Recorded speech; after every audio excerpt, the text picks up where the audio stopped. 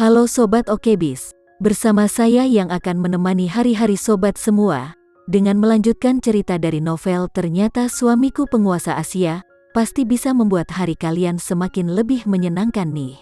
Nah, semakin gak sabar kan dengan kelanjutan ceritanya? Yaudah yuk, sekarang kita langsung aja mulai ceritanya. Sekarang Putri adalah istrinya, dia tidak bisa mentolerir siapapun yang menyakitinya, bahkan jika mereka adalah keluarganya sendiri.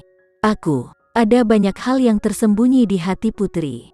Dia ingin mengatakannya kepada Randy beberapa kali, tetapi pada akhirnya, dia tidak bisa.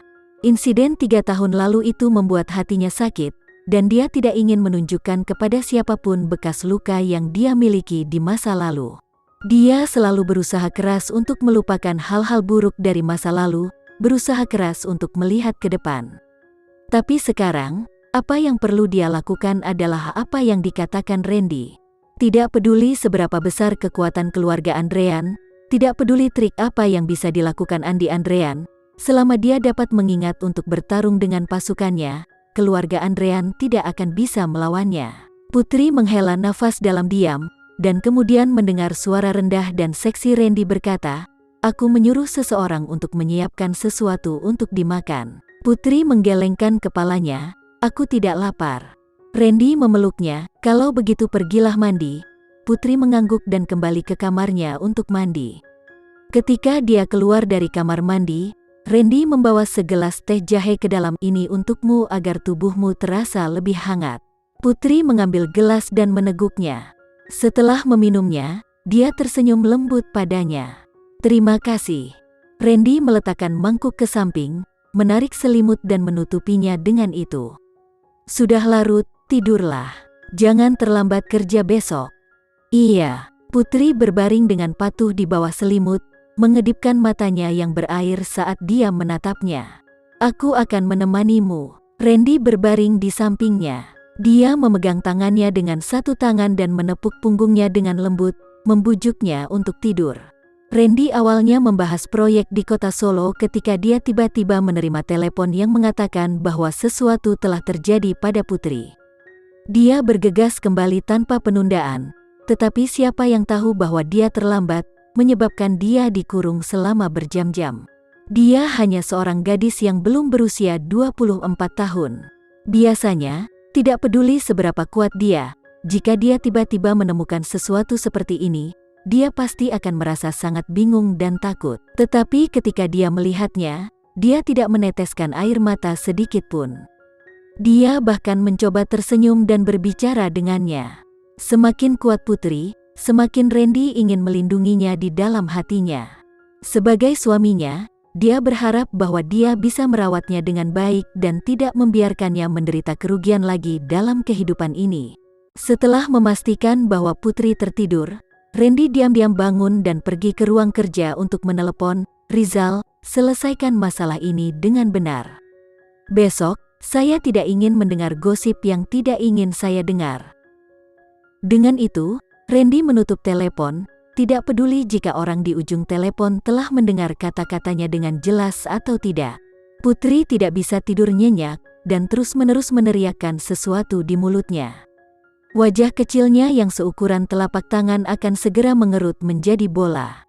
Dia bermimpi lagi. Ini adalah mimpi buruk yang mengerikan yang telah dialaminya selama ini.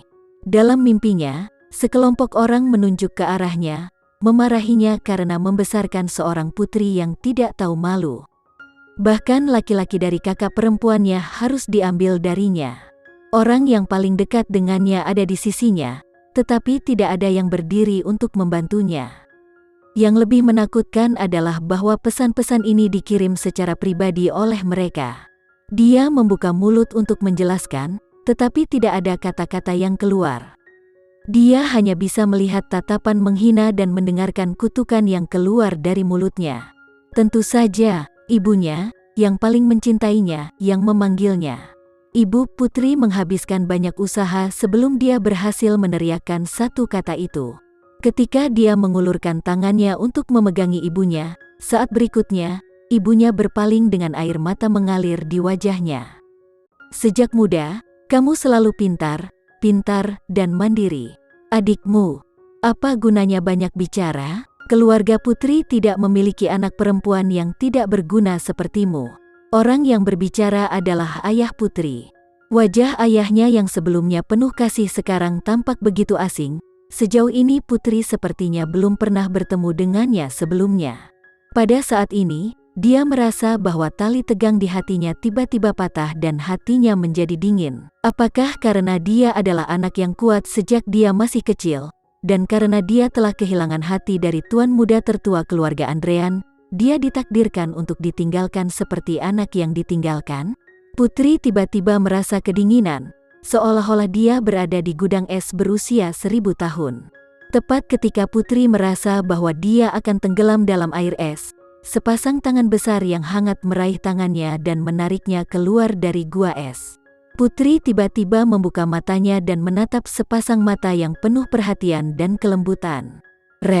Randy. Putri yang baru saja bangun dari mimpi buruk tidak bisa membedakan mana yang asli dan mana yang asli. Mungkin, di dunia ini, keberadaan Randy tidak ada sama sekali.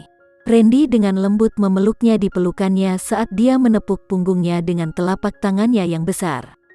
Seolah sedang membujuk seorang anak, dia berkata, "Bagaimana kalau aku menceritakan sebuah cerita?" Dia tahu dia mengalami mimpi buruk, dan dia tahu lebih baik apa yang dia impikan. Tetapi dia tidak mengatakan apa-apa, mencoba mengalihkan perhatiannya dengan caranya sendiri. Putri diam-diam bersandar di pelukannya dan sedikit mengangguk. Terlepas apakah Randy ini benar-benar ada atau tidak, yang dia tahu adalah bahwa pada saat ini, dia bisa membuatnya tidak lagi takut. Randy mengusap kepalanya. "Apakah kamu tahu mengapa mata kelinci kecil itu merah?" Putri telah mendengar cerita ini sebelumnya ketika dia masih sangat kecil, tetapi dia memilih untuk menggelengkan kepalanya untuk mendengar apa yang harus dikatakannya. Sekian dulu ya sobat cerita hari ini, tetap nantikan cerita berikutnya dari novel ini. Eits, jangan lupa untuk like, share, komen, dan subscribe channel ini agar kita lebih bersemangat lagi untuk menceritakan novel-novel menarik lainnya. Dah ada.